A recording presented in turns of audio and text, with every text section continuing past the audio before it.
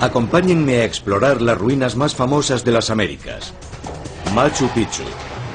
Desde su descubrimiento en 1911, su origen, su finalidad y su construcción han sido un misterio. Sin ningún tipo de cemento.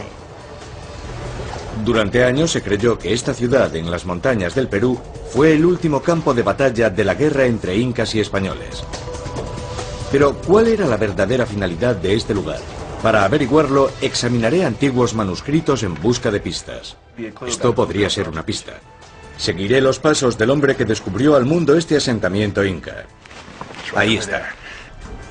Y construiré un puente sobre un río embravecido para intentar averiguar quién construyó Machu Picchu y por qué. Vamos en busca de la verdad y haremos lo que haga falta para encontrarla.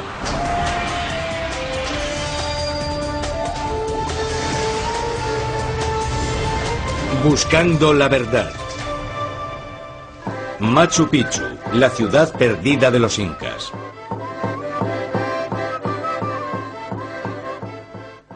Bienvenidos a Cuzco. Hace 600 años esto era el centro del mayor imperio en la historia de las Américas. Lo gobernaban los incas. Hola, soy Josh Bernstein. He venido a Perú para explorar el yacimiento arqueológico más conocido del país, Machu Picchu. Para comprender este sorprendente lugar me reúno con mi amigo Peter Frost, experto en la civilización inca. Sí, Cuzco y Machu Picchu. Esta vez Machu Picchu, ¿eh? Sí. Uno de los lugares más impresionantes del Imperio Inca. Estoy entusiasmado. Y Cuzco es sin duda el lugar más indicado para comenzar a entenderlo. Peter me cuenta que recorrer las calles actuales de Cuzco es pisar el mismo suelo que pisaron los incas, constructores de Machu Picchu y creadores del mayor imperio sudamericano de la historia. Si tuviésemos que resumir o simplificar el imperio inca, ¿qué los hace tan especiales? Los incas eran una reducida nobleza regional que llegó a dominar todos los Andes.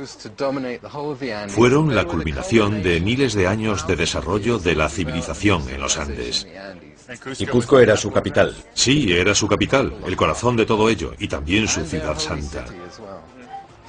Peter me explica que los incas crearon una extensa civilización. Se calcula que en solo unas pocas décadas, a partir del año 1438, la población bajo el dominio inca pasó de 100.000 a casi 6 millones de personas, distribuidas a lo largo de 4.000 kilómetros. Mi viaje a Machu Picchu comienza aquí, en Cuzco. Es la mampostería por la que son célebres. Unos muros fantásticos. Recorremos calles estrechas entre enormes muros de piedra construidos hace más de 500 años. Este es un ejemplo espectacular de mampostería poligonal. Peter me cuenta que encontraremos muros como estos en todo el imperio. Considera esta mampostería el mayor legado de los incas. Y están construidos sin mortero. A ver si es verdad que no cabe una tarjeta de crédito. No, no podrás meterla. Y sin mortero. Peter nos cuenta que los canteros incas tallaban cada bloque específicamente para que encajase con los demás. Según nos dice, estos muros fueron construidos para durar eternamente, pero que el imperio que los construyó no duró más que 100 años. Resulta irónico que estos muros hayan durado 5 veces más que el imperio que los construyó. Cierto. Peter me cuenta que a mediados del siglo XVI, el imperio inca fue diezmado por alguna enfermedad. El caos se extendió. Comenzaron a combatir entre sí. Y entonces ocurrió lo impensable. Un suceso para el que nada en su historia podría haberlos preparado. Habían sido debilitados por una epidemia y por la guerra civil que sufrieron inmediatamente después. Y entonces el español Francisco Pizarro llegó a caballo hasta el corazón del imperio inca con su pequeña columna de caballería. Después de eso todo empezó a desmoronarse. Debilitados, los incas no eran rival para las armas de fuego y las espadas de los conquistadores españoles. Los incas abandonaron Cuzco, su capital, escapando hacia las montañas por una compleja red de caminos que habían construido a lo largo de su imperio. Y este es un camino inca. Así es. Peter me ha traído a uno de estos caminos, en las afueras de la ciudad. Conecta Cuzco con Machu Picchu. Formaba parte de una red de carreteras increíblemente amplia. Y estos caminos no solo fueron utilizados por los incas, me imagino que después los utilizarían los españoles para recorrer su imperio más eficazmente. Sí, así fue. Peter me explica que los incas huyeron del ataque de los españoles siguiendo esta ruta hacia las montañas del norte, cubiertas por la selva. Se reagruparon en un territorio accidentado e implacable, una zona que ellos llamaban Vilcabamba, el Valle Sagrado. Según los archivos de los españoles, los incas libraron una guerra de guerrillas durante más de 3 décadas. Utilizando el terreno de Vilcabamba en su favor, atacaban a los soldados españoles y regresaban de nuevo a la selva. ¿Cuál fue el fin de Vilcabamba? Al final, en 1572, los españoles organizaron una importante incursión e invadieron Vilcabamba. Ese fue realmente el fin del Imperio Inca. ¿Y su ubicación se perdió para siempre? Sí. Vilcabamba se convirtió en una leyenda. En los siglos siguientes, las historias de una ciudad inca perdida en lo alto de la selva del Perú alimentaron la imaginación de innumerables exploradores. Si tal ciudad había existido realmente, tenía que ser redescubierta. Y en 1911, un profesor de la Universidad de Yale estaba decidido a encontrarla. Su nombre era Hiram Bingham. Quería encontrar la ubicación de la última capital de los incas, que se había perdido en la historia. ¿Qué podría haber motivado a Bingham para buscar Vilcabamba? ¿La fama y la fortuna? Bueno, yo diría que más la fama que la fortuna, ya que era un profesor joven y ambicioso. No esperaba encontrar en Vilcabamba ningún tesoro como el oro perdido de los incas, pues los españoles se lo habían llevado todo, pero sí esperaba lograr un gran descubrimiento académico.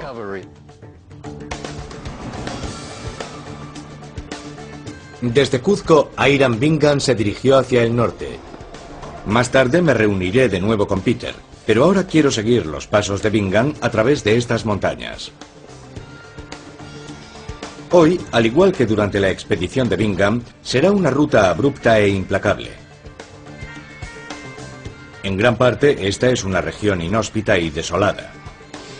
Mientras se adentraba en estos parajes, Bingham escuchó el mismo sonido atronador que ahora escuchamos nosotros. ¿Pueden oírlo? Es el río Urubamba.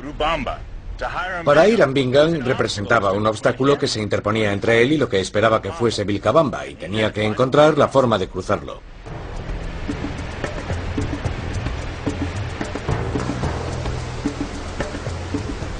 Nadar o vadear los rápidos de clase 5 del Urubamba no solo es poco práctico, podría resultar fatal.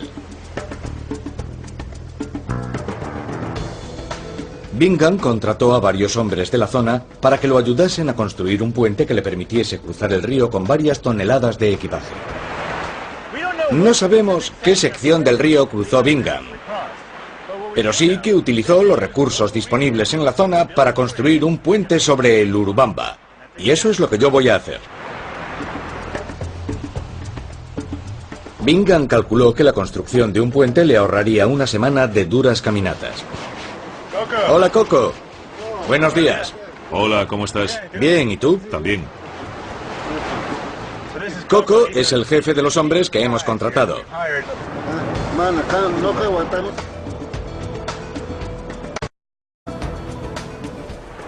Bien, este es el plan. Primero, debo decir que nunca he hecho algo así, pero tampoco lo había hecho a Hiram Bingham.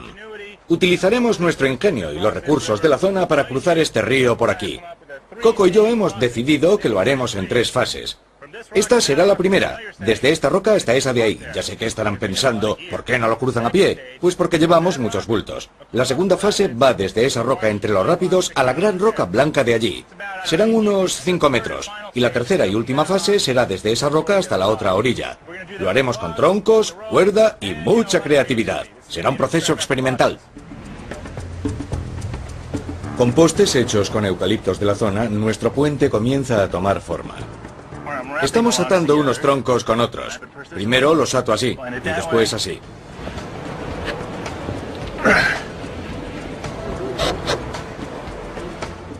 Esta forma de atarlos es perfecta para mantener los troncos juntos si no se dispone de clavos. Por si alguna vez se encuentran en una isla desierta y necesitan hacerlo, aprendan la técnica. Comenzamos situando dos troncos guía. Nos servirán como andamio para colocar la primera sección del puente en su sitio. Habría hecho falta un puente de al menos este tamaño para que Hiram Bingham y su equipo pudiesen cruzar el Urubamba. Está muy bien. Primera fase completada. A por la segunda. A continuación, siguiendo los pasos del explorador Hiram Bingham, me enfrento a los gélidos rápidos del río Urubamba. Podría resultar mortal.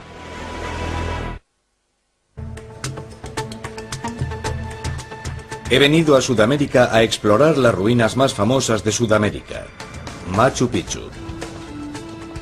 Sigo la misma ruta que el explorador americano Hiram Bingham recorrió en su búsqueda de una fortaleza inca llamada Vilcabamba. Vilcabamba fue el último bastión de los incas antes de caer ante los conquistadores españoles en 1572. Pocos siglos más tarde, en 1911, Bingham llegó a este río, el Urubamba. Pensaba que encontraría Vilcabamba en la otra orilla. Al igual que Bingham, he encontrado un lugar por el que cruzar y al igual que su equipo, estamos construyendo un puente utilizando materiales de la zona. Está muy bien.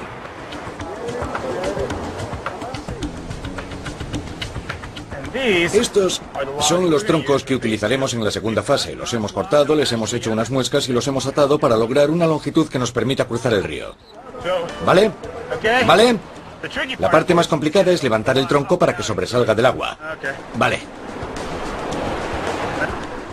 Se ha enganchado en una roca. Ahí está. Sí.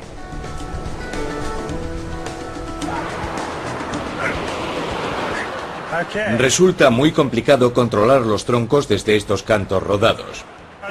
Creo que se ha vuelto a enganchar. Llevamos medio día trabajando. Es una tarea dura y ni siquiera hemos llegado a la mitad del río.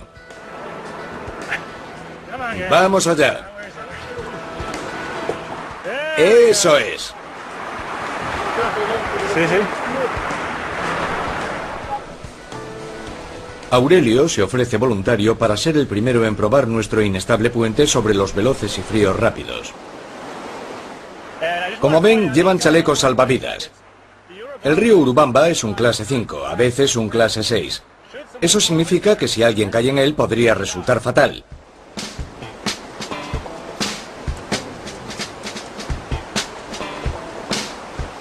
Aurelio y Jorge sitúan el tercer puente sobre el río. Muy bien, bravo. Y ahora, el momento de la verdad. Como pueden ver, nuestro puente es muy parecido al de Bingham.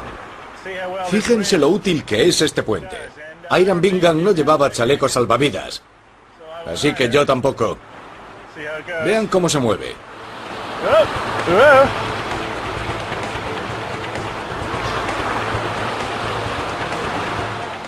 Creo que esa es la peor parte. Ya está. Al llegar a la otra orilla, Bingham pudo llegar a lo que creía que era Vilcabamba, y su equipo lo siguió con los bultos. ¡Adelante, amigos!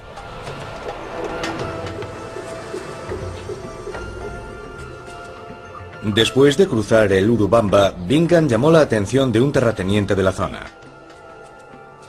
El generoso anfitrión de Bingham le habló acerca de un gran yacimiento inca en la cima de una montaña cercana que los lugareños llamaban Machu Picchu, el viejo pico.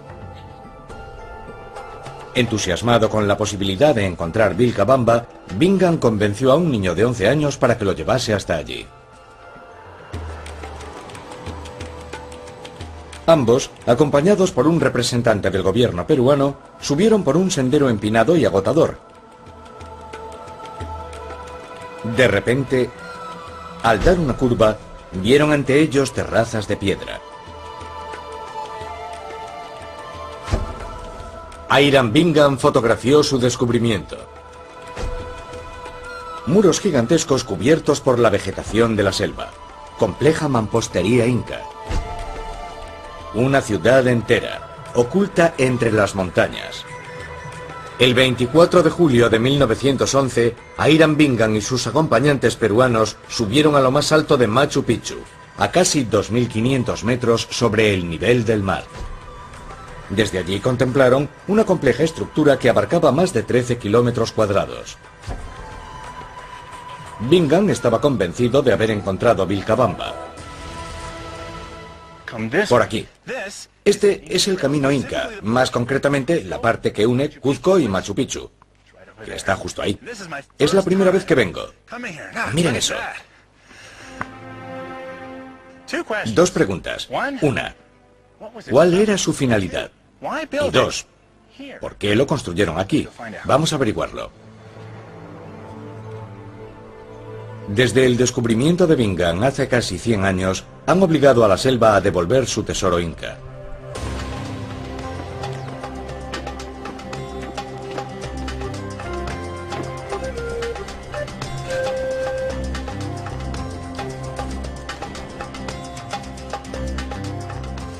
¿Pero era realmente la fortaleza inca de Vilcabamba? Me reúno con Peter Frost, experto en los incas. Josh, Me alegro de volver a verte. ¿y yo de que hayas conseguido llegar? Sí. Este lugar es enorme. Bingham debió de pensar que esto era el descubrimiento del siglo. Entonces no tenía el mismo aspecto que ahora.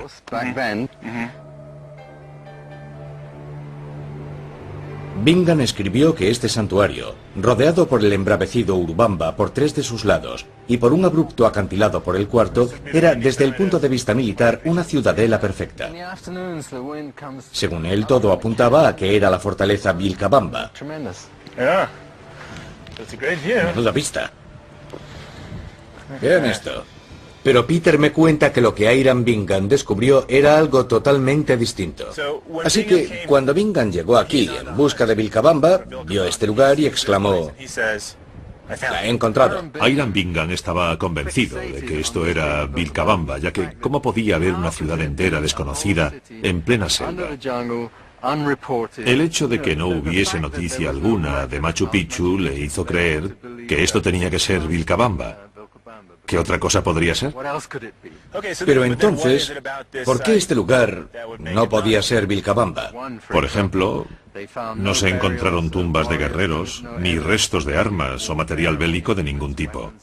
Pero el argumento definitivo fue que en la década de 1960 se descubrió la verdadera Vilcabamba a unos 80 kilómetros al noroeste de aquí.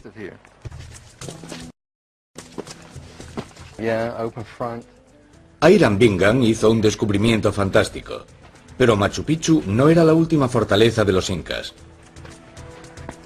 Este lugar fue construido con otra finalidad. Estamos sobre un enorme escudo de granito. Para resolver el misterio de Machu Picchu, tengo que comprender qué significaba para la gente que lo construyó. Peter me cuenta que podemos encontrar indicios relevantes en una cantera de piedra cercana. La construcción de Machu Picchu comenzó aquí. La piedra que se utilizó para construir Machu Picchu procedía de aquí. Transportar piedras desde una gran distancia no era una opción. Claro, si disponían de recursos aquí, ¿por qué traerlos de otro lugar? Exacto. Ya estaban aquí. Fíjate en eso. ¿Aprovechaban los cortes naturales de la roca? Sí, buena parte del trabajo ya estaba hecho. La roca está fracturada, como puedes ver. Esto es un buen ejemplo de ello. Y a veces ni siquiera tenían que moverlas. De hecho, incorporaban a su plan arquitectónico rocas al natural. Parece que tenían una relación muy orgánica con la piedra. Es una buena forma de decirlo, ya que de algún modo rendían culto a la piedra. La consideraban un elemento de la naturaleza que adorar y utilizar de un modo muy respetuoso y reverencial. La piedra es una expresión de su vida ceremonial y espiritual. Los incas utilizaban para construir los recursos que encontraban a su alrededor y los tallaban con precisión allí donde los encontraban. Las piedras de Machu Picchu encajan como las piezas de un rompecabezas, fijando el edificio a la montaña. Esta es una de las obras de cantería más perfectas del Imperio Inca. Mira estas. Son enormes. Una gran muesca tallada para sostener las vigas de un techo. Yo mido 1,85 con las botas puestas y no llego hasta arriba. ¿Cuánto medirá esto? 2,75. Y llega hasta aquí. Voy a sacar una tarjeta otra vez. La misma habilidad. No es posible introducirla. No cabe. No, definitivamente no cabe. Peter cree que las piedras de Machu Picchu revelan mucho más sobre los incas que su habilidad artística. Según él, estas piedras son la prueba de una faceta crucial de la espiritualidad inca. Recibe el nombre de geografía sagrada, una conexión espiritual no solo entre las rocas y las montañas, sino entre estas piedras, este pueblo y los cielos. Esto es lo que quería enseñarte. Probablemente es la piedra tallada más famosa de Machu Picchu y quizá de todo Perú, el famoso Intihuatana, que significa el poste al que atar el sol. ¿Y esto no fue tallado y luego traído hasta aquí? No, es el lecho de roca. Encontraron una roca que sobresalía y tallaron su extremo superior. Es el punto más elevado de la parte principal de las ruinas. Creo que este lugar representaba un gran poder. Peter me explica que el Intihuatana se encuentra en el centro de 4 montañas orientadas directamente al norte y al sur, y al este y el oeste. 2 veces al año, durante los equinoccios solares, el sol sale y se pone por el este y por el oeste, conectando Machu Picchu y el Intihuatana con las montañas y el sol al cual los incas adoraban. El sol aparecía durante el equinoccio por detrás de Huaquihuilca, ese pico nevado, y desaparecía detrás del pico San Miguel, por allá. Entonces la persona o personas que lo hicieron escogieron con gran precisión el lugar, el tamaño y también la alineación de acuerdo a lo que tenían en mente. Se basaron en una historia, una leyenda. Ataban ritualmente al sol a este poste durante el solsticio para que no se siguiese alejando por el horizonte, para que tuviese que regresar. Eso implica una combinación de astronomía y culto a la montaña, y este sería su centro exacto. ¿Podría esta conexión con el sol explicar la finalidad de Machu Picchu? A continuación veré cosas sorprendentes de la ingeniería inca. ¿El solsticio de junio? Así es. Y emprenderé el vuelo para investigar otro lugar secreto de los incas.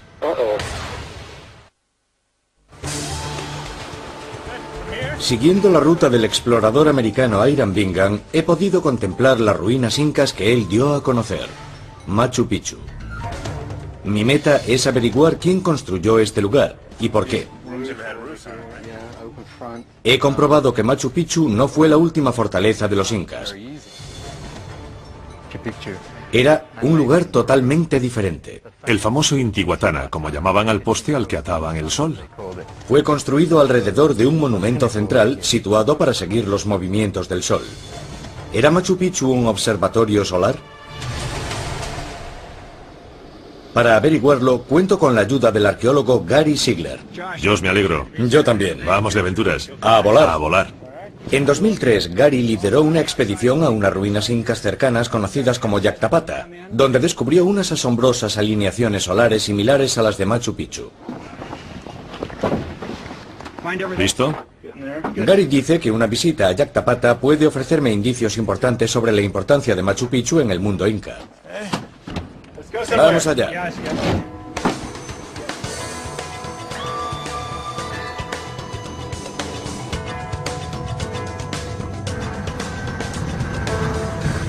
Lo más interesante es lo cerca que está de Machu Picchu.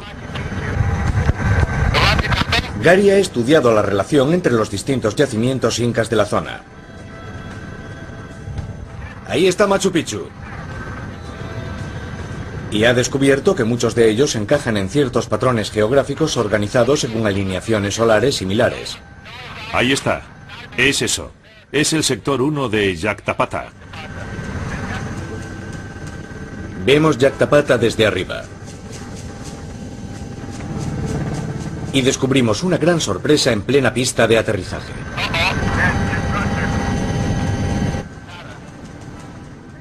¡Una choza! Han construido una choza en nuestra pista de aterrizaje. Federico, nuestro piloto, está comprobando si disponemos de espacio para aterrizar con seguridad pese a la choza que han construido desde la última vez que vino. No se puede aterrizar ahí tan cerca.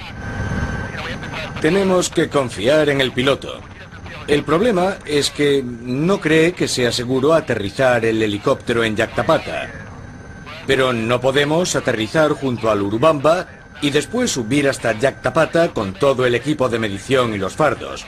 Sería un largo y duro trayecto, como el que recorrió a Irán Bingham. Pero no es así como pensábamos hacerlo. Volvamos a Cuzco. Te invito a una cerveza. Salud. Salud.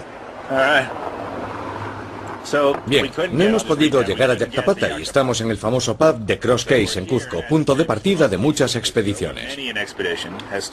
Sin duda. Aquí nos lameremos las heridas. Hay un poco de ruido, pero podremos charlar un rato.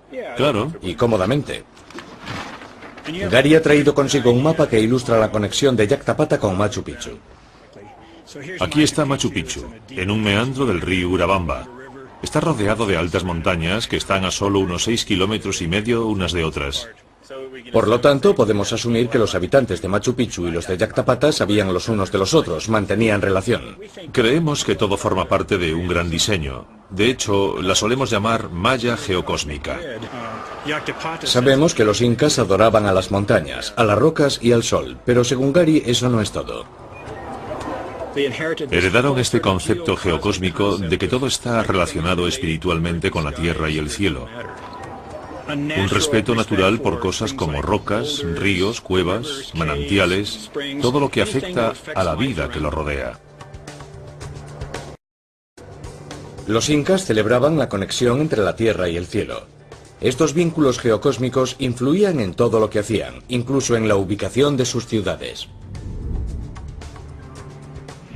La alineación de Yactapata con Machu Picchu se corresponde casi exactamente con el amanecer del solsticio de junio que se eleva sobre Machu Picchu, visto desde Yactapata.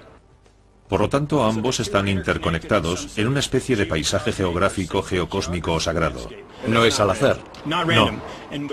Dime, Gary, ya que no puedo llegar a Yactapata, por lo menos ni hoy ni fácilmente, ¿podemos visitar algún otro lugar que me aporte nuevas ideas? Sí podemos. Cerca de aquí se encuentra el Coricancha, probablemente uno de los templos más importantes de todo el imperio inca. En Cuzco, los conquistadores españoles se limitaron a construir sobre los muros incas.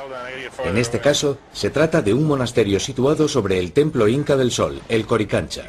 ¿Ves esa variación en el muro? Señala lo que en la época de los incas eran los pilares del horizonte. Y la puesta de sol durante el solsticio de diciembre caía entre esos pilares del horizonte y podía ser observada desde esa muesca. Por lo tanto, no es solo una asombrosa obra ornamental, está relacionada con el paisaje y con el sol capturado en su piedra. Exacto. ¿Y por qué era tan importante para este pueblo cualquier alineación solar en el horizonte? Por un par de razones. Una de ellas es que era parte de un calendario para predecir las estaciones, cultivar, celebrar ceremonias y otras razones. Además, el solsticio de diciembre era la ceremonia más importante para los incas. Aquí se unen el cristianismo y los incas. Gary dice que hay más pruebas de la arqueoastronomía inca en el interior del Coricancha. Durante el día más largo del año, la luz del sol inunda este corredor. El ángulo en que se construyó reproduce el trayecto del sol durante el solsticio de verano. O sea que este corredor fue construido siguiendo un ángulo muy concreto para captar algo en el horizonte. Así es.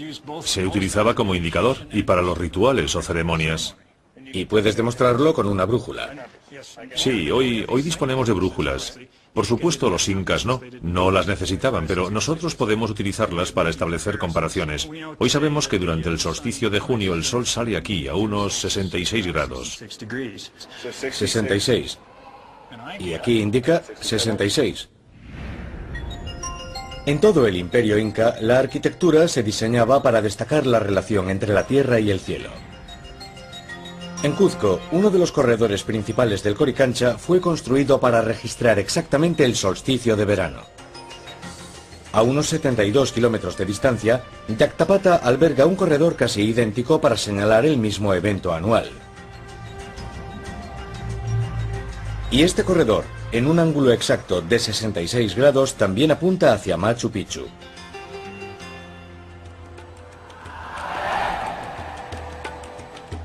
En Machu Picchu había lugares para celebrar ceremonias, utilizados para rendir culto y observar el sol. Y fue construido en el centro de una compleja malla conectada a otras ciudades incas por su posición bajo los cielos. Por estas razones, muchos expertos creen que Machu Picchu fue construido específicamente como un lugar destinado al culto solar. A continuación, unos amigos peludos me ofrecen una exclusiva. Eres una llama feliz. Y descubriré lo que las momias incas pueden aportar sobre el lugar. He cruzado Perú a pie y por aire para intentar resolver los misterios de Machu Picchu. He aprendido que no fue, como antaño se pensaba, la última fortaleza de los incas. Un siglo de arqueología ha demostrado la importante dimensión astronómica de Machu Picchu. Pero eso no explica por sí solo su papel en el mundo inca. Hola, Willy. Hola, Josh. Para que me ayude a comprender exactamente quién construyó Machu Picchu y por qué, mi viejo amigo Willy Koch, que fue arqueólogo jefe en el Instituto Nacional de la Cultura de Perú, me ha pedido que me reúna con él en un corral de llamas.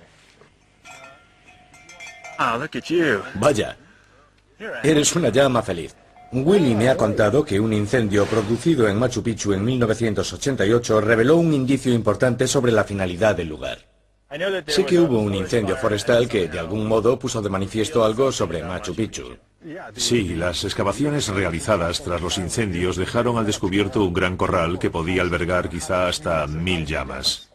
Y por eso estamos en una granja de llamas. Exactamente. El corral descubierto cerca de Machu Picchu ya no puede ser visitado hoy. La selva lo ha cubierto de nuevo. Pero quizás se haya exagerado su importancia. Qué buena, ¿eh? Vale, vete. Según Willy, un número tan elevado de estos animales sugiere que Machu Picchu era un centro comercial y de negocios. Desempeñaban un papel crucial en el transporte por el Imperio Inca. Eran los camiones de los Andes. Los camiones de los Andes, me gusta. Eres el camión de los Andes. Ahora comprendo la importancia de las llamas en el Imperio Inca, pero sigo sin entender para qué necesitaban tantas llamas los habitantes de Machu Picchu. Vayamos a Machu Picchu, allí lo veremos. Vale. Adiós, me voy a Machu Picchu.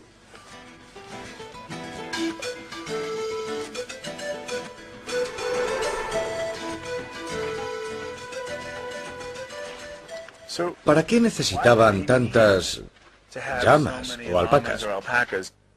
Aquí había un verdadero poder económico. Echa un vistazo alrededor. Cuando sabes qué buscar, hay muchos elementos en Machu Picchu que indican que este lugar fue un próspero centro del comercio y la agricultura. Estas terrazas, por ejemplo, podían producir mucho más alimento del que necesitaría la población local. ¿Qué hacían con el alimento sobrante? Lo enviaban a Cuzco. Utilizando las llamas. Exacto. Así que había una industria aquí. Una gran industria. Los incas construyeron casi 40.000 kilómetros de caminos que partían del actual Ecuador hacia Chile y Argentina. Machu Picchu, en el centro de esta red, está bien posicionada para enviar y recibir bienes desde la cumbre. Los habitantes de Machu Picchu podían producir gran cantidad de alimento. Estaban situados en el centro de las ciudades del Imperio Inca y contaban con los recursos necesarios para albergar y alimentar a más de 1000 llamas. A pesar de todo, los arqueólogos estiman que solo vivían en el lugar entre 200 y 300 personas. ¿Qué grupo podía vivir en tan espléndido aislamiento? Como tantas veces sucede en arqueología, son los muertos los que guardan estos secretos. Al menos eso es lo que cree Willy. Me lleva a un lugar en el que en 1911 Hiram Bingham y su equipo encontraron más de 100 momias, justo en la base del muro sobre el que nos encontramos. Aquí es donde enterraban a los muertos, bajo la maleza. Exacto, aquí es donde Bingham encontró restos humanos y objetos. El equipo de Bingham llevó los restos y los objetos a la Universidad de Yale. Perú ha puesto una demanda para recuperarlos. Por causa de esta batalla legal, en Yale no me permitieron ver los restos. Pero descubrí algunos hechos interesantes sobre los cuerpos encontrados aquí. Aproximadamente las 3/4 partes eran mujeres, y el desgaste de sus huesos sugiere que el suyo era lo que Willy denomina un trabajo ligero. Según dice, Willy cree que los restos indican que estos habitantes de Machu Picchu formaban una clase de artesanos relativamente sofisticados, pero también que no eran los únicos que vivían aquí. Ya sé que Machu Picchu era un lugar sagrado, y Willy afirma que aquí vivían también sacerdotes incas.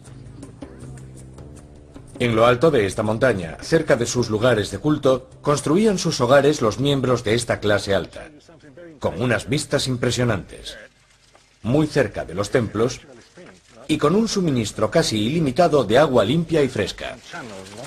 ¿Este manantial fluye desde lo alto de la montaña? Exacto, desde arriba. ¿Y lo canalizaron hacia aquí? Sí, se puede ver la forma en que tallaron la roca.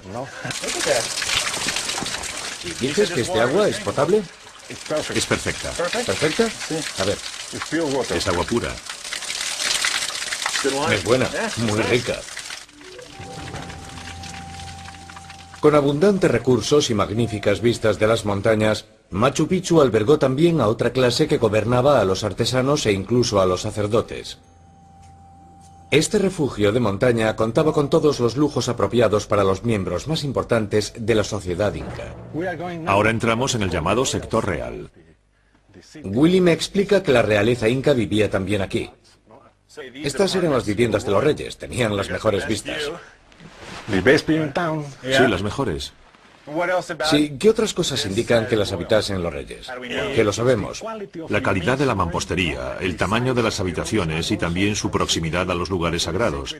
Las zonas de la ciudad que pueden ser identificadas como templos.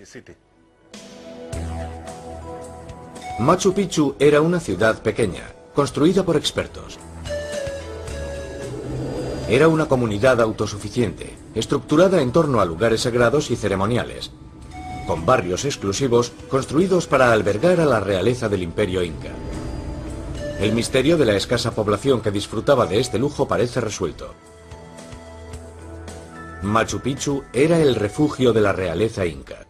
Teniendo en cuenta las investigaciones realizadas desde Hiram Bingham, ¿sabemos con certeza qué era Machu Picchu? Parece haber sido propiedad de la realeza, no era una capital. Sin duda se trataba de lugar apropiado para un rey. ¿Han determinado los arqueólogos qué rey pudo haber sido? La verdad es que tenemos una idea bastante clara. Parece que existen pruebas irrefutables sobre el creador de Machu Picchu en un archivo polvoriento que se encuentra en otro lugar.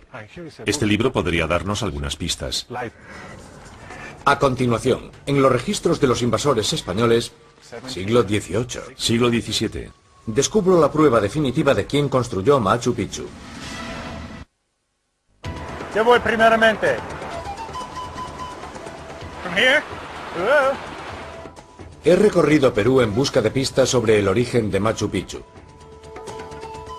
¿Quién construyó este lugar y por qué? He descubierto que no fue la última y legendaria fortaleza de los incas, como los primeros exploradores creían. Tampoco era exclusivamente un lugar de peregrinación y culto al sol. Machu Picchu también era el lugar donde convivían reyes, sacerdotes y plebeyos en un enclave montañoso distinto a todo lo que había visto hasta ahora.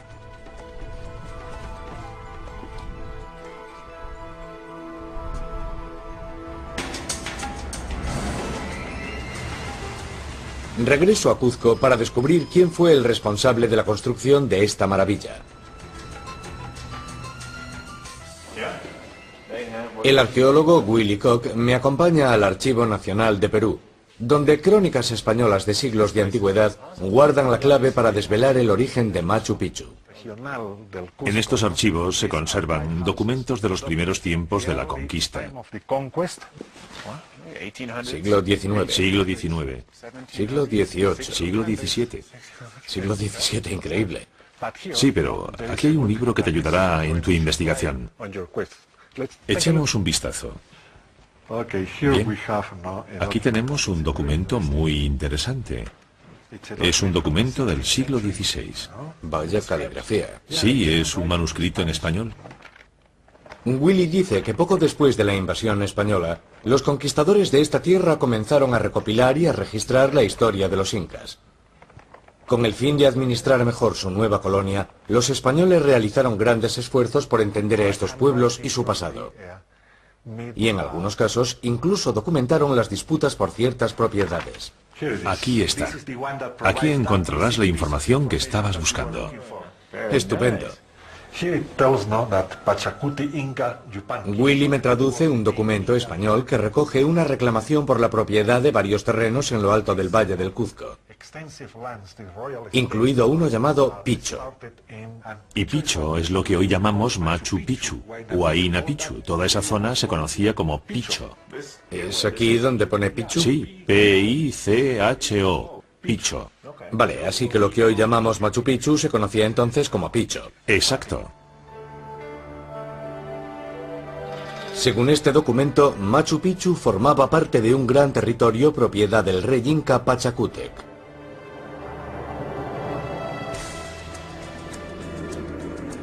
Willy me explica que Pachacútec fue el artífice de Machu Picchu. A partir de 1438, lideró la gran expansión inca. Por medio de tratados y de la guerra, unió a las tribus de los Andes para construir un imperio. Después, construyó Machu Picchu. Para Pachacútec, Machu Picchu era el lugar desde donde administrar su imperio a distancia, en lo más profundo del valle sagrado de su pueblo, y lejos de Cuzco, la bulliciosa capital. ¿Por qué aparece información acerca de Pachacútec y Picho en un archivo español? Poco después de la conquista, la nobleza inca reclamó a la corona el derecho a la posesión de sus tierras. Tuvieron que reclamar su propia tierra. Exacto. Tenían que ser reconocidos con el fin de obtener derechos legales sobre lo que antes eran sus propiedades. Estas páginas son documentos legales sobre esos procesos. Registros de ese desafío a los tribunales españoles. Sorprendentemente, los incas ganaron. Según parece, incluso sin haber visto jamás Machu Picchu o los más pequeños lugares montañosos que lo rodean, los españoles devolvieron a Pachacútec su territorio. Y también Machu Picchu, oculto en lo más profundo del mismo. Sin este documento no habríamos sabido ni quién construyó Machu Picchu ni cuál era su finalidad. Exactamente, así es. Me alegro de que exista. Sí. Lo que los españoles arrebataron y más tarde devolvieron era un lugar de enorme importancia para la vida espiritual de los incas. En la actualidad, Machu Picchu es una de las joyas de la corona de la arqueología, pero estuvo abandonada e invadida por la selva durante siglos hasta que el profesor americano Hiram Bingham la redescubrió.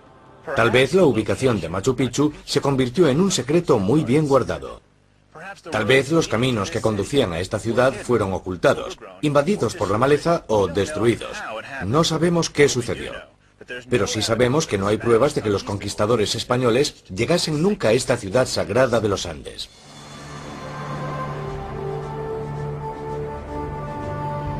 Sorprendentemente, aunque los tribunales españoles fallaron en favor de los demandantes, los descendientes de los incas nunca volvieron a establecerse en ella. En lugar de ello, Machu Picchu permaneció intacta. Y así continúa hoy. Un testimonio duradero de la habilidad, la espiritualidad y el poder que antaño ostentó el imperio inca.